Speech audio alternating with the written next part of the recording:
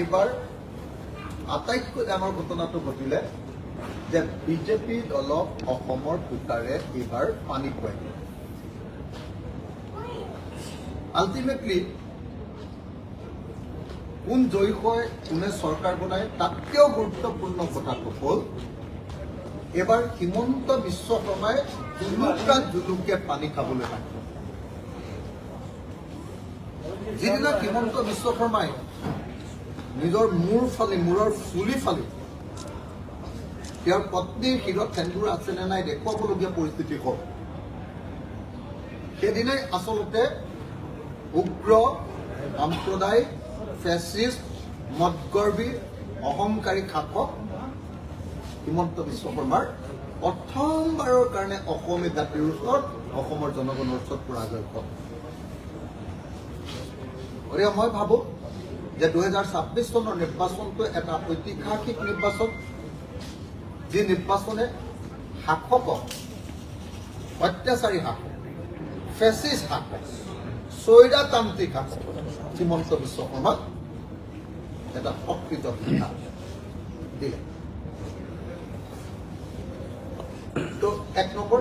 2 number, এইবাৰ বিধানসভাৰ নিৰ্বাচনত সাংঘাতিক ধৰণে বিৰোধী দলবিলাকৰ পক্ষত হৈ গৈছিলে, আৰু এইবাৰ নিৰ্বাচনটো আছিলে বেচিকেলি প্ৰতিষ্ঠান বিৰোধী নিৰ্বাচন। This 2026 election was the election of a anti-incumbency election. Actually, 2026 চনৰ বিধানসভা নিৰ্বাচন বিজেপি দলৰ বিৰুদ্ধে এটা জনগণৰ ৰায়, বিজেপি দলৰ বিৰুদ্ধে জনগণৰ এটা প্ৰচণ্ড ক্ষোভ, জনগণৰ ক্ষোভৰ বহিৰ্প্ৰকাশ। তাৰ পাছত যদি আমি বিৰোধী দল জিকিব নোৱাৰো, সেইটো তেতিয়াহ'লে আমাৰ বিৰোধী দলবিলাকৰ দুৰ্বলতা হ'ব। কিন্তু জনগণ সামগ্ৰিকভাৱে এইবাৰ বিজেপি দলৰ বিৰুদ্ধে আছে, নহয়নে? আমাৰ 13জন কেণ্ডিডেটৰ ভিতৰত সকলোৱে অনুভৱ কৰে নে নকৰে বাৰু? একদম আমি 13জন কেণ্ডিডেটে সমূহীয়াভাৱে অনুভৱ কৰোঁ যে 2026 চনৰ বিধানসভা নিৰ্বাচনটো আছিলে বিজেপি দলৰ বিৰুদ্ধে এটা প্ৰচণ্ড ঢৌ, এটা প্ৰতিষ্ঠান বিৰোধী ঢৌ, আৰু বিজেপি দলৰ ওপৰত এটা জনগণৰ মাধমা। এইটো আমি 13জন কেণ্ডিডেটৰ ভিতৰত 13জনে আমি অনুভৱ কৰোঁ। তাৰ পাছত কেতিয়াবা ইলেকশ্যনত কেতিয়াবা মানুহ জিকিব নোৱাৰিবও পাৰে, বিভিন্ন কাৰণ। প্ৰথম কাৰণটো হ'ল যে আমাৰ সাংগঠনিক দুৰ্বলতা, আমি অলপ খৰধৰকৈ ইলেকশ্যন খেলিছোঁ, সেইটো কাৰণে কেতিয়াবা হ'ব পাৰে। কিন্তু তাতকৈ ডাঙৰ কথা যে এই নিৰ্বাচনৰ কাৰণে বিজেপিয়ে কিমান খেলা কৰিলে। 1 নম্বৰ, 2026 চনৰ নিৰ্বাচনৰ লক্ষ্য কৰি তেওঁলোকে ডিলিমিটেশ্যন কৰিলে, সমষ্টিবিলাক নিজৰ মতে ভাগ কৰি পেলালে। 2 নম্বৰ, তেওঁলোকে এছআৰ কৰিলে, স্পেচিয়েল ৰিভিজন কৰি বহুত মানুহৰ ভোটাৰ তালিকাৰ পৰা নাম কৰ্তন কৰিলে, আৰু বহুত মানুহক অন্যায়ভাৱে ভোটাৰ তালিকাত নাম ভৰাই দিলে।